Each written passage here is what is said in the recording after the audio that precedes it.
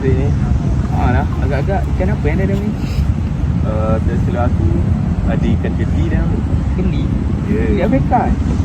Apa tu? Keti pun ada banyak jenis ni. Ada tu. Keli kan spesies pendatang tu. Sudah tahu apa Saya akan menerangkan spesies pendatang itu. Okey. Spesies pendatang atau spesies invasif itu merupakan haiwan atau tumbuhan yang diperkenalkan secara tidak sengaja atau sengaja di dalam ekosistem tempatan Malaysia melalui aktiviti manusia seperti perikanan, perkapalan dan lain-lain. Okey.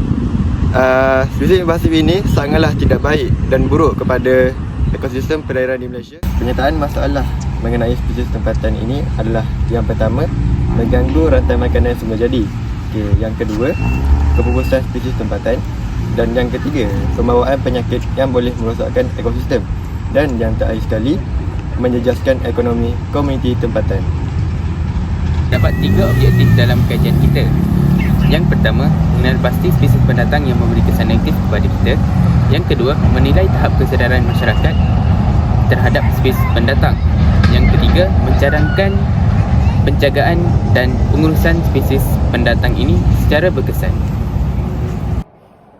Seterusnya, saya akan merumuskan tentang hasil dapatan soal selidik.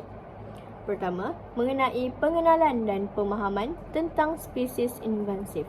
Soalan pertama, pernahkah anda mendengar tentang spesies invasif atau spesies pendatang? Kedua, pilih satu spesies invasif yang anda ketahui. Dan ketiga, apakah yang anda faham tentang spesies invasif? Dengan ini, saya boleh menyimpulkan bahawa hasil soal selidik ini menunjukkan bahawa majoriti masyarakat Malaysia mempunyai tahap kesedaran yang baik mengenai spesies invasif. Dengan majoriti responden telah mendengar tentang isu ini. Namun, pemahaman mereka tentang maksud sebenar spesies invasif masih berbeza-beza, di mana ramai yang mengaitkan dengan spesies yang tidak sepatutnya berada dalam ekosistem tempatan.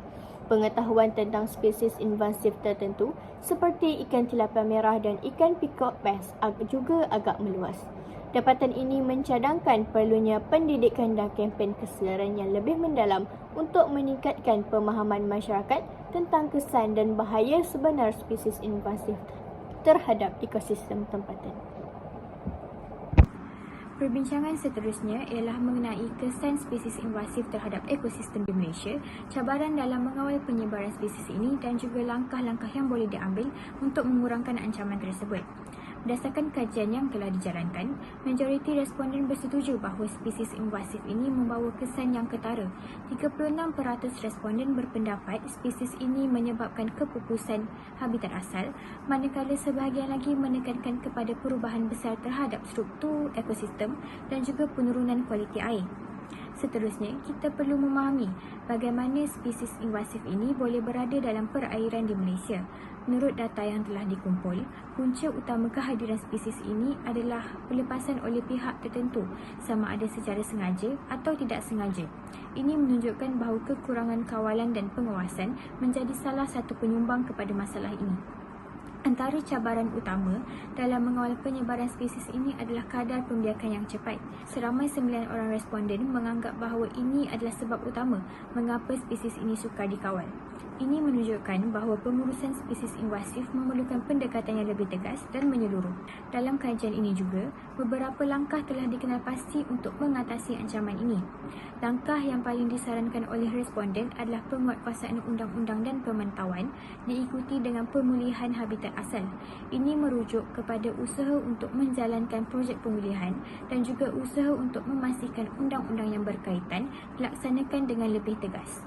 Di samping itu, responden juga diminta untuk memberikan penilaian terhadap tahap pengetahuan mereka mengenai ancaman spesies invasif. Kebanyakan responden memberikan penilaian 3 dan 4 yang mana mencerminkan kesedaran yang masih perlu ditingkatkan mengenai spesies invasif ini. Akhir sekali, responden diminta untuk menilai sejauh mana spesies ini menjadi ancaman terhadap ekosistem perairan di Malaysia. Seperti yang ditunjukkan dalam graf, penilaian 4 dan 5 adalah yang paling dominan, menggambarkan keprihatinan terhadap kesan spesies invasif ini terhadap ekosistem perairan Malaysia. Cadangan yang kami perolehi untuk membendung dari spesies pendatang ini untuk terus membiak di kawasan perairan di negara kita adalah yang pertama, penguatkuasaan undang-undang yang lebih ketat berkaitan pelepasan spesies pendatang di perairan di negara kita. Yang kedua, pemantauan berkala di kawasan perairan yang terjejas dengan spesies pendatang ini.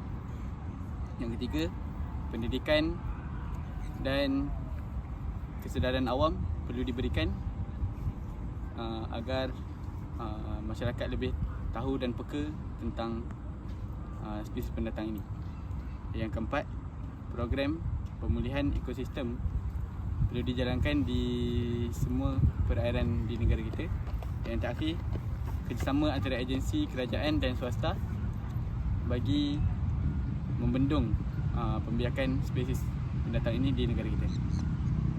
Nampaknya kita telah sampai ke penghujung video kita untuk kali ini. Ini adalah rumusan tentang pencerobohan spesies pendatang terhadap perairan di Malaysia. Kajian ini telah menyimpulkan bahawa spesies pendatang merupakan satu ancaman yang serius.